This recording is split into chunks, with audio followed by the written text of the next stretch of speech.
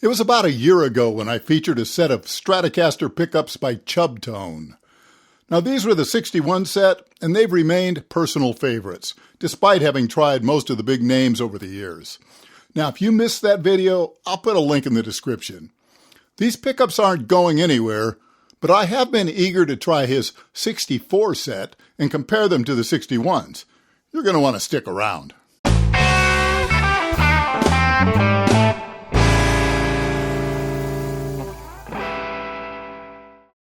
Chubtone is the very definition of the small, independent pickup winder. Mike Gray is actually a developer and IT consultant, as well as being a guitar gear junkie who's obsessed over guitar tones for decades now. He used to wind a fair number of pickups, but that output slowed to a trickle several years back. Now luckily for those of us who appreciate his fine work, he still hand winds a few sets, one at a time, and you can usually find some available on his Reverb store. Now, the current price is $275 US, which is more than reasonable, since you can easily pay that much for a mass-produced product, and these are the opposite of that. Now first, a little background on the differences between the 61s and 64s. Then I'll get right into the comparison. Now all Mike's pickups are scatter wound, which is a time-consuming process, with vintage stagger cast alnico magnets, heavy formvar wire, and vintage-style cloth-covered hookup wire. The 61s are designed to replicate the classic early 60s pre-CBS pickups, utilizing alnico 5 magnets for a little more punch than the 50s models, which tend to have a little more chime and maybe a little less bloom. Of course, the 50s pickups are a great sound as well. It's always a matter of taste, but mine tends to lean more toward the 60s. Mike reminds us that resistance isn't output, but for comparison's sake, the 61s measure 6.1K for the neck and middle, and about 6.75K for the bridge, which helps mitigate the very spiky high end you often get with the original vintage Strats, when the pickups were wound approximately the same and just pulled from a bin.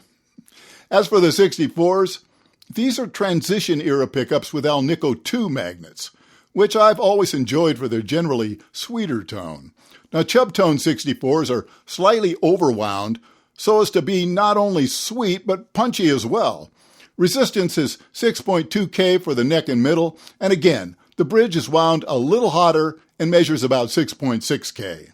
While it would have been more convenient to put the two sets in different guitars, I'm going to keep this comparison as apples to apples as possible by using this same Strat. Now the strings are a new set of regular GHS boomers, 10 through 46. All the Chubtone pickups I've seen come with these white covers, but I've left my aged cream covers on the 61s and used the new white covers on the 64s. So while I will add captions, at any point you'll also be able to spot which is which just by the covers. So let's get going.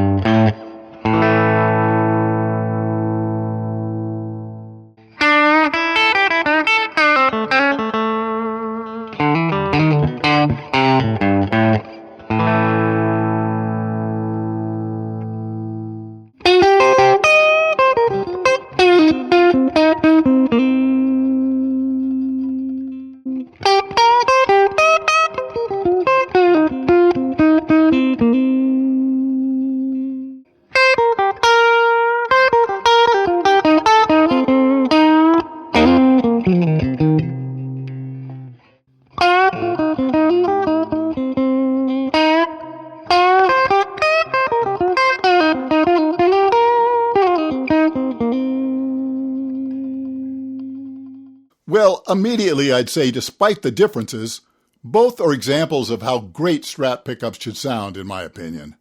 Both have the requisite texture and complexity, and it's no surprise I'm enjoying them equally. Their individual characteristics are very apparent here in the room. I hope it's clear in the video. Let's hear them in a mix.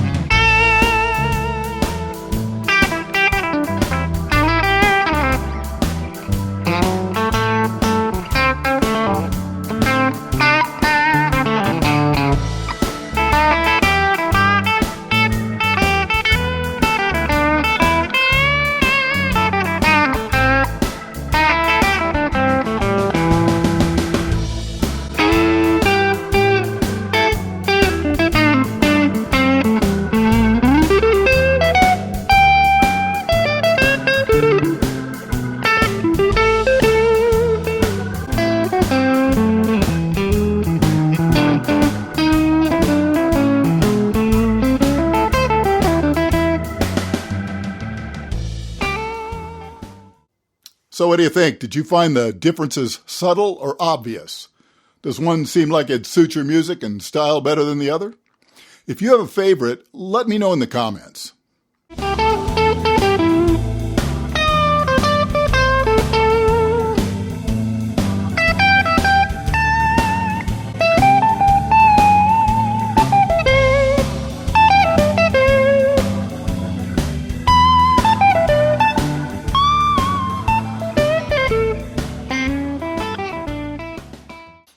Thanks so much for joining me today.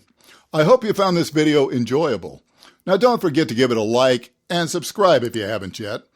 Also, I have some things in the works for my Patreon page, so head on over there and consider becoming a member. And with that, I'll say goodbye for this week, and I'll see you again very soon.